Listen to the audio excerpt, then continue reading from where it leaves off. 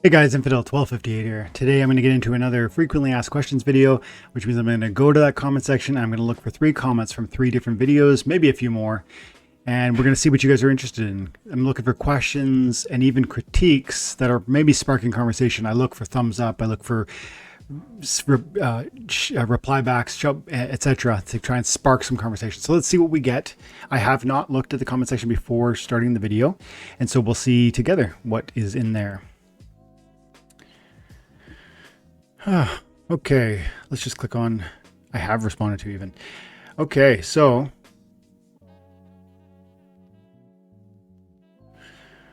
okay.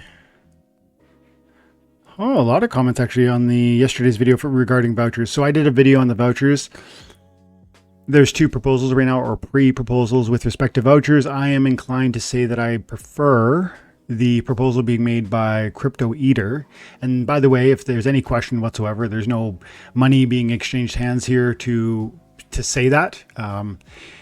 He is obviously a person who has a lot of value in this ecosystem, and he does actually sponsor different people for different things, I think. You know, he has an exchange, he has, you know, he has a token. There's different things that he touches that clearly probably have sponsorships happening, but this conversation and my thoughts on his proposal have nothing to do with any sort of incentives being provided. I just believe that removing vouchers makes more sense than trying to alter vouchers. Neither solution seem perfect to me. I think it's a problem that vouchers were probably created in the first place, and how they were created has been a problem, and then what has happened to the ecosystem as a result has been a problem. And I just think now moving forward, the answer is probably removal completely. Let's see what you guys are thinking about this. I'll try and read a couple quick comments without maybe too much response. This will count as one of my topics that we'll talk about. Crypto Beaver says the main issue with vouchers is the overprinting of them on a daily basis. Yep, I think it's 40,000 a day. Reduce the daily supply and the market will eventually find equilibrium.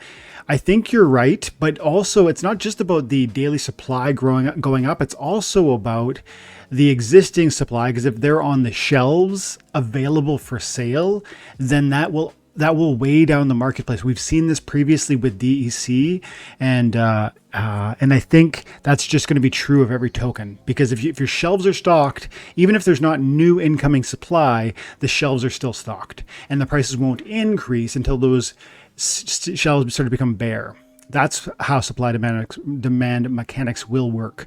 And yet you're right, that would eventually find equilibrium. I believe even if we print 40,000 a day until forever, in some sense, they will find equilibrium, never like a flat line that stays there forever, up, down, a range really, because the equilibrium will be established by the demand created by the economy. So if the tokenomics and the community of people using vouchers and playing the game want them for a penny, there'll be a penny. If they're willing to pay 2 cents, there'll be 2 cents.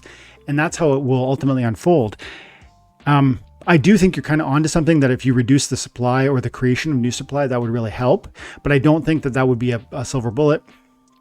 You go on to say, at first I was the opinion of getting rid of them altogether, but after reading both of the current proposals as well as the comments from the community, I now feel we should let the team focus on what they already have on their plate and simply reduce the daily printing of vouchers, which should help their value over time. I'll finish with one more thought on Crypto Beaver's comment. I actually appreciate almost the patience you're describing. Like, you're like, I've read the comments, I've listened to both the proposals. It seems like maybe neither of them are going to really make sense, and they're going to take up too much of the team's time. I like that sort of heart of, let's, be gracious about what the team can do, not just lay our expectations at their feet and say, make it happen. So I appreciate that. And I think the team would appreciate that, Crypto Beaver. But I'll go on to say,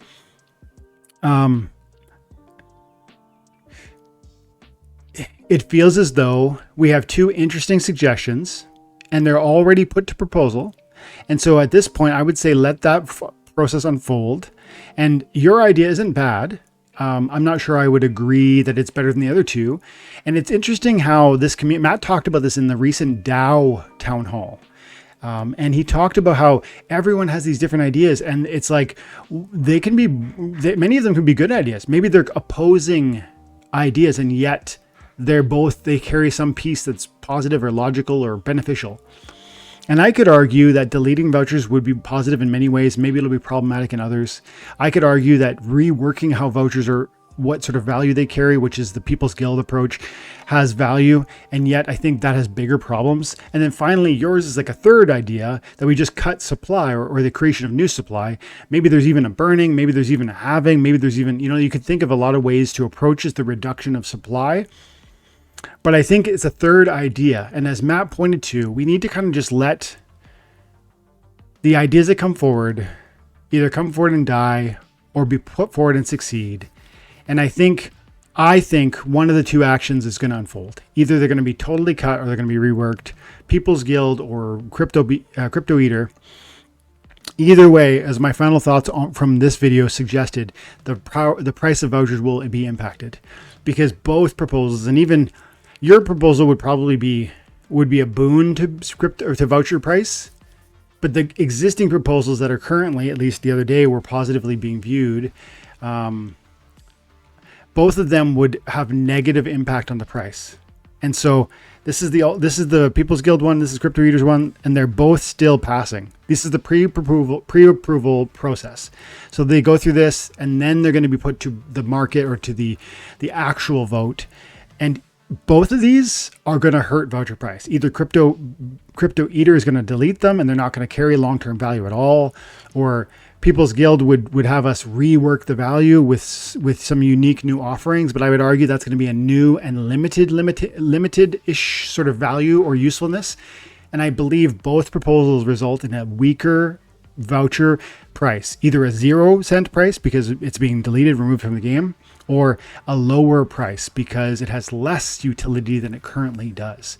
And so I don't think it's good. It's not a good time for voucher holders. And I don't see a future where something like your idea comes forward, because I do believe one of these is going to happen. We'll see though, because this is just the pre-proposal process. Let's quickly open a couple other comments. Necro says, vouchers were meant to be currency of the store, yet instead they created glint. That's a fair critique. They do need to stop creating more tokens as they dilute the purpose of existing tokens. Yes. This is the reason why vouchers tanked. Yes. The team never really gave long-term utility. Yeah, that's true.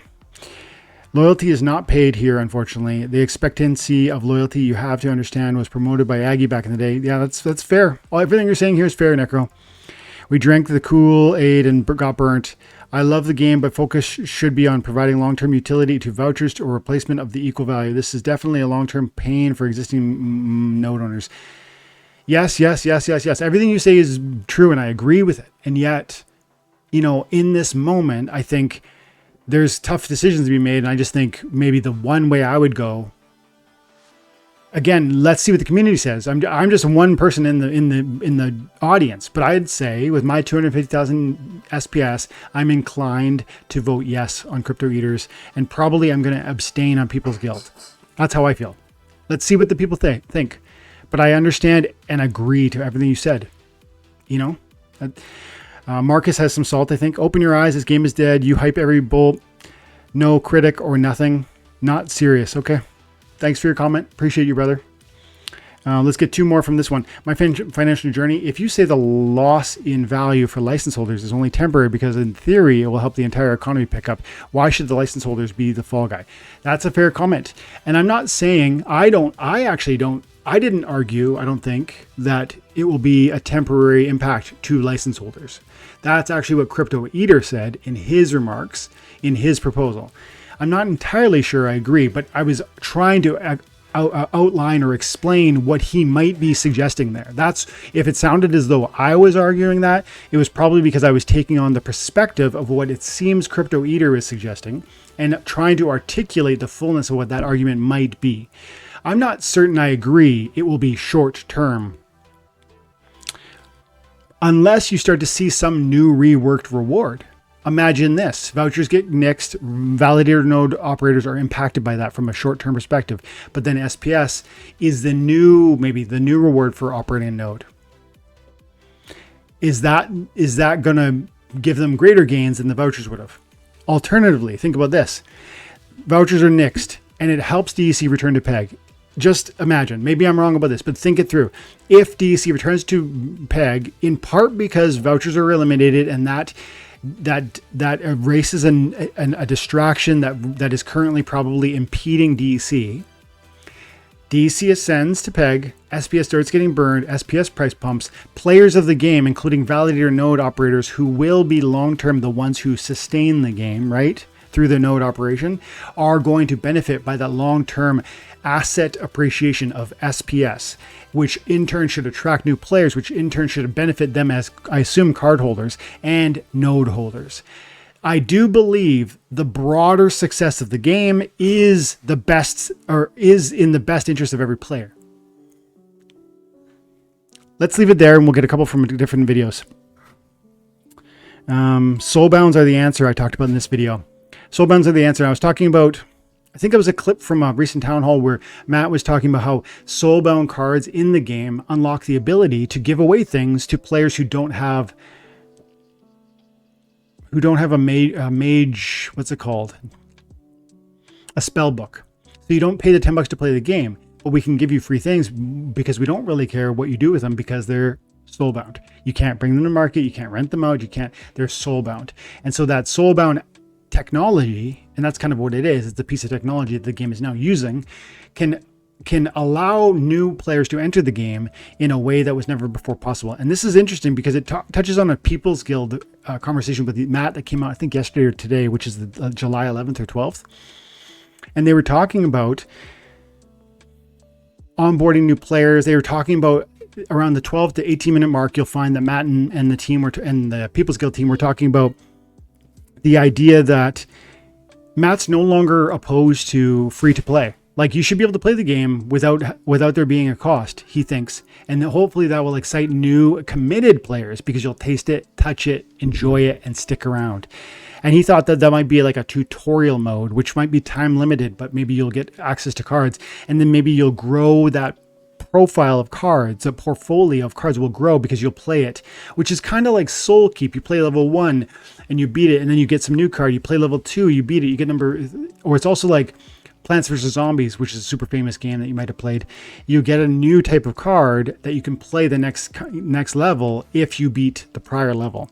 And so the experience and complexity of the gaming opportunity grows the more you play. And I think that might be a baited hook to come and try it and then fall in love and stick around. And then he hopes maybe that would become this developing sort of new investment group of people. And I think that makes sense.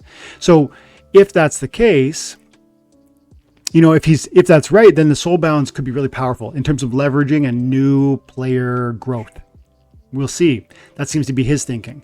And it's interesting to see how he's kind of changed his mind on the free to play as a possible option. Because previously he said he doesn't like that idea, but seems like he does now. You say, we need separate energy for modern and wild. I'm in Diamond 1, and yet my wild bronze 1, you're in Diamond 1 for wild, yet bronze 1 for modern. Cost of energy is too high for my modern battles. I understand what you're saying, and I agree. I play currently in modern for fun, but I play in wild with my bot. And my bot makes more SPS per win, but I have fun in modern, so I do it. Let's look at quickly what I'm getting in my wild format. This is my last win here in wild. And this is a champion win. I got 5.7 SPS there. And in my modern, I'm getting like 0.2 or 0.5 or something like that. And I'm in bronze. I just climbed into silver recently. But look at this. This win. 1 SPS. And I think it was about a half an SPS when I was lower in bronze. So yeah, in some sense, I'm giving up money. And it's not much, but I'm giving up money to try and play in modern. And yet some of us should and will do that because we like it. And maybe you should too because you like it. Let's finish here on this positive note with respect to this video that I talked about the other day where I was talking. So this one comment seems positive. Let's finish here. We were talking about in this video the next most important thing the most important next steps for Splinterlands. And I think that was an FAQ video where we covered 3 conversations where you guys were just kind of bullish in the audience, I think. And I see, I'm going to say Renner Red Base. He says, this shows me that our community in SPL is so amazing that together we attract 100 plus new people every day from social media through our actions. And I'm going to take that this could be sarcasm, but I don't think it is. And because in the context of that video, there's a lot of positivity coming. And then secondly, this is just true that it's impressive and noteworthy and valuable to understand that our community is, the remaining community is generally excited and convinced about what this is and what it could be. There's a great deal of hopefulness. Are things perfect? No. Are we, is there a 100% chance of success? No. But the people who are still here, who have survived greater, diminishing returns and suffering, change after change and uncertainty and whatnot. We've been through so much. I think we are now the diamond hands. And I think that's why you see the comments being what they are, with general positivity and joy, even in the middle of, I would say, financial difficulty, let's say. And it is impressive that despite there being, let's say, these financial declines on things like SPS and card prices, and even DEC, that we can attract 100 new signups a day. That's 3,000 people a month. If they signed up and played the game and stuck around, that'd be 36,000 new players this year. That would be, at least by the best guess, like if I'm being super favorable to our existing community size, that's going to like 6x our size. That would be huge. So let's just be positive about where we're at and how we're growing. Yeah. Let's just be positive about where we're at and where we're aiming and how we might get there. Community sentiment matters. People see it and they're at least coming to ask questions. Are they sticking? No. But we can figure out how to make that experience more sticky. And that seems to be Matt's next sort of focus. Let's see how it goes. I'm going to leave it there, guys. Thanks so much for your time and attention. Have an amazing day. God bless.